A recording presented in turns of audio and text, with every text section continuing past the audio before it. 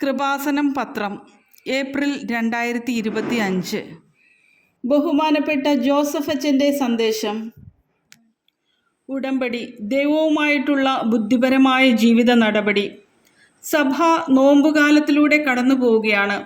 പണ്ടത്തെ കാലത്തേക്കാളും എല്ലാ സഭകളിലുമുള്ള അനേകം മക്കൾ ഉപവസിക്കുന്നവരും നോമ്പ് അക്ഷരാർത്ഥത്തിൽ ആചരിക്കുന്നവരുമാണ്. അങ്ങനെ ആചരിക്കുമ്പോൾ അതനുസരിച്ച് സുവിശേഷ വിഹിതമായ ഒരു സാക്ഷ്യ ജീവിതം അവർ നയിക്കുകയും ചെയ്യുന്നുണ്ട്. ഇതൊരു വസന്തകാലമാണ്. നമ്മൾ ഉടമ്പടി എടുത്തവർക്ക് ഡബിൾ പദവിയാണ് ലഭിക്കുന്നത്. ഒന്ന് പ്രാർത്ഥനയുടെയും ഉപവാസത്തിൻ്റെയും നോമ്പിൻ്റെയും ഒരു കൃപ, അതിനുള്ളിൽ സുവിശേഷ സാക്ഷ്യം കൂടി ഉൾപ്പെടുത്തിക്കൊണ്ട് ഉടമ്പടിയുടെ വേറെ ഒരു ജീവിതം. ഈ നോമ്പ് ജീവിതവും ഉടമ്പടി ജീവിതവും നമ്മെ കൂടുതൽ ശക്തീകരിക്കും എന്നുള്ളത് തീർച്ചയാണ്. ചില സമയത്ത് ജീവിതത്തിൽ സീറോ പവർ ആയി പോകുന്ന അവസ്ഥ വരും. കഴിഞ്ഞ ദിവസങ്ങളിൽ അനിത ടോമി എന്ന ഒരു മകൾ സാക്ഷ്യം പറഞ്ഞു. അനിത ടോമിയുടെ വിഷയം ഒരു വല്ലാത്ത കുടുംബ പ്രശ്നമാണ്.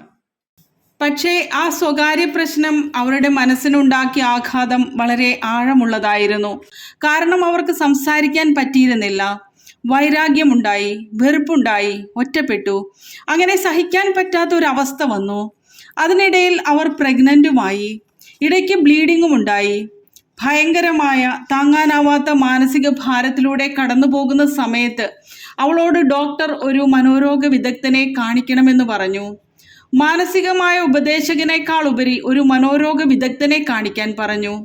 അത്ര കണ്ട് അനിത ഡിപ്രസ്ഡ് ആയി പോയിരുന്നു. അനിതയുടെ വിഷയം വളരെ സീരിയസ് ആണ്. അവർ സൈക്യാട്രിസ്റ്റിനെ കണ്ടു. അദ്ദേഹം കുറച്ച് മരുന്നിനൊക്കെ കുറിച്ചു കൊടുത്തു. അതിനിടയിൽ അവൾ മാസം തികയാതെ പ്രസവിച്ചു. 7-ാം മാസം പ്രസവിച്ചു. അനിത അത് കാര്യമാക്കിയില്ല. കാരണം അവളുടെ മനസ്സ് അത്രയധികം ഡിപ്രസ്ഡ് ആയിരുന്നു. അതുകൊണ്ട് അവൾക്ക് ചുറ്റും നടക്കുന്ന കാര്യങ്ങളെക്കുറിച്ച് ഒത്തിരിയേറെ ആശങ്കകളോ സന്തോഷമോ അങ്ങനെയൊന്നും ഉണ്ടായിരുന്നില്ല. അതാണ് ഡിപ്രഷൻ എന്ന് പറയുന്നത്. അതിനിടയിൽ ഡോക്ടർ അവളുടെ വായ് തുറന്ന് പരിശോധിച്ചപ്പോൾ തൊണ്ടയിൽ 2 മുഴകൾ കണ്ടു. 2-3 ആഴ്ചകളായി ആ മുഴകൾ തൊണ്ടയിൽ ഉള്ളതായിരുന്നു. പക്ഷേ അവൾ അതിനെക്കുറിച്ച് ലീസ്റ്റ് കോൺഷ്യസ് ആയിരുന്നു. തിരക്കില്ലാത്ത ഒരു ഡോക്ടറെ കണ്ടുപിടിച്ച് ചെന്ന് കാണിച്ചപ്പോൾ ഡോക്ടർ അത് FNACക്ക് വിടണമെന്ന് പറഞ്ഞു. FNAC എന്ന് പറഞ്ഞാൽ ഒരു സാമ്പിൾ ടെസ്റ്റാണ്. മുഴയ്ക്കുള്ളിലെ കുറച്ച് കോശങ്ങൾ എടുത്ത് ടെസ്റ്റിന് വിട്ടു. അതിൻ്റെ റിസൾട്ട് വന്നപ്പോൾ നേരത്തെ മാനസികമായി തകർന്നിരിക്കുന്നയാൾക്ക് ക്യാൻസർ പോസിറ്റീവ് ആയിരുന്നു. ക്യാൻസർ പോസിറ്റീവ് ആയപ്പോൾ അനിത പറഞ്ഞൊരു വാക്കുണ്ട്, തനിക്കൊന്നും തോന്നിയില്ല എന്ന്. സ്വന്തം ലൈഫ് തന്നെ മുങ്ങിക്കൊണ്ടിരിക്കുമ്പോൾ അതിനെതിരെ ഒന്ന് കൈയെടുത്ത് തുഴയാൻ വേണ്ടി പോലും സ്വന്തമായിട്ട് ഇച്ഛാശക്തി തോന്നാത്ത അനിതയ്ക്ക് അത്രയ്ക്കും ഡിപ്രഷൻ ആയിരുന്നു എന്നർത്ഥം.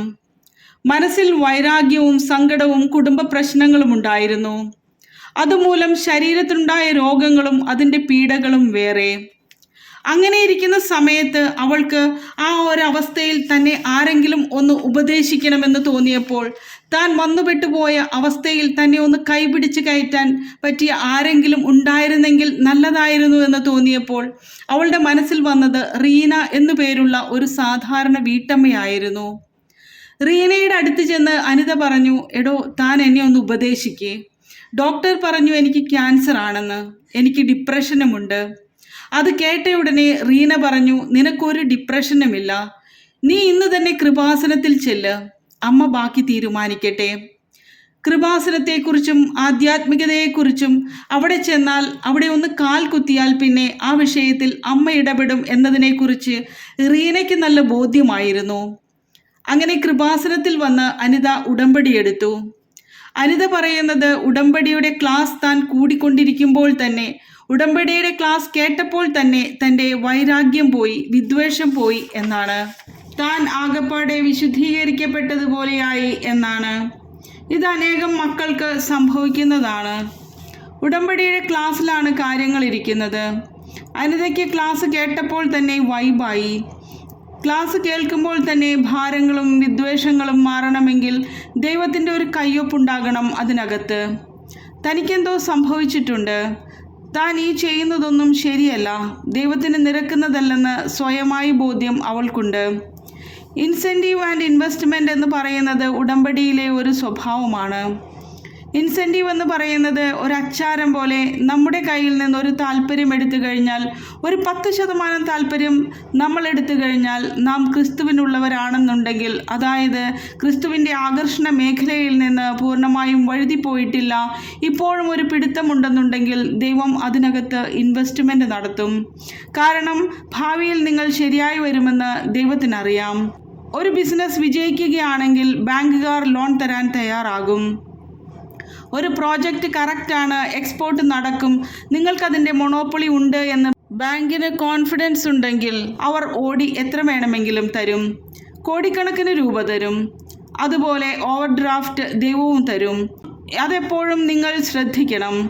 എന്നുവെച്ചാൽ ഭാവിയിൽ നിങ്ങൾ ദൈവത്തിന് വേണ്ടി ജീവിക്കുമെന്ന് ദൈവത്തിന് തോന്നിയാൽ, ദൈവത്തിൻ്റെ കൃപ മുടക്കാൻ പറ്റിയ സക്സസ് ആയിട്ടുള്ള ഒരു പ്രോജക്റ്റാണ് നിങ്ങളുടേതെന്ന് തോന്നിയാൽ ദൈവം അതിനകത്ത് ഇൻവെസ്റ്റ്മെൻറ്റ് ചെയ്യാൻ തയ്യാറാകും. അനിത ടോമി ഒരു ടൈം കഴിയുമ്പോൾ കർത്താവിലേക്ക് പൂർണ്ണമായി വരുമെന്ന് ദൈവത്തിനറിയാമായിരുന്നു. നിങ്ങളുടെ ഓരോരോ കാലത്തെ വീട്, വിവാഹം, ജോലി, പഠനം, അതുപോലെ തന്നെ പരീക്ഷ, ആ ഒരു വിഷയം വെച്ചുകൊണ്ട് നിങ്ങൾ ഉടമ്പടിയെ സമീപിച്ച് അത് കഴിയുമ്പോൾ ദൈവത്തെ മറന്ന്, ഉടമ്പടി ജീവിത രീതി മറന്ന് ലോകത്തിൻ്റെ ആളായി ജീവിക്കും. അതാണ് ഇതിനകത്ത് വരുന്ന പ്രശ്നം.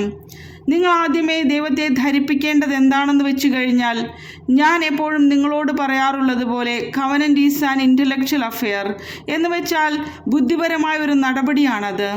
നിങ്ങൾ ദൈവത്തെ ധരിപ്പിക്കേണ്ടത് എന്താണെന്ന് വെച്ച് കഴിഞ്ഞാൽ, എനിക്ക് ഇതൊരു മിനിമം പരിപാടിയല്ല. ഉടമ്പടി എന്നെ സംബന്ധിച്ചിടത്തോളം IELTS പാസ്സാകാനുള്ള ഒരു മിനിമം പരിപാടിയല്ല.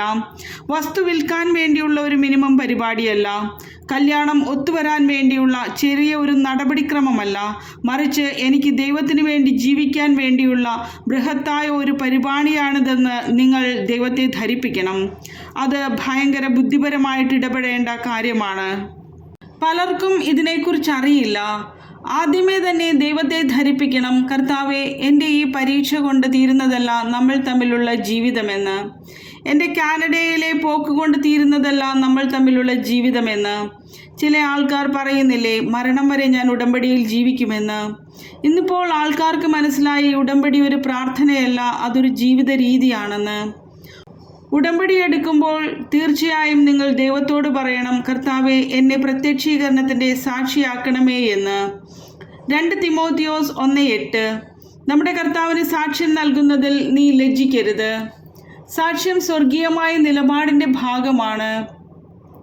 ദൈവികമായ നിയമമാണ് സാക്ഷ്യം പറയുക എന്നുള്ളത്. ലൂക്ക 8:38. പിശാച് ബാധയൊഴിഞ്ഞ ആ മനുഷ്യൻ അവൻ്റെ കൂടെ ആയിരിക്കാൻ അനുവാദം ചോദിച്ചു. എന്നാൽ അവനെ തിരിച്ചയച്ചുകൊണ്ട് യേശു പറഞ്ഞു, നീ വീട്ടിലേക്ക് തിരിച്ചുപോയി ദൈവം നിനക്ക് ചെയ്തതെന്തെന്ന് അറിയിക്കുക. അവൻ പോയി യേശു തനിക്ക് വേണ്ടി ചെയ്ത കാര്യങ്ങൾ പട്ടണം മുഴുവൻ പ്രസിദ്ധമാക്കി.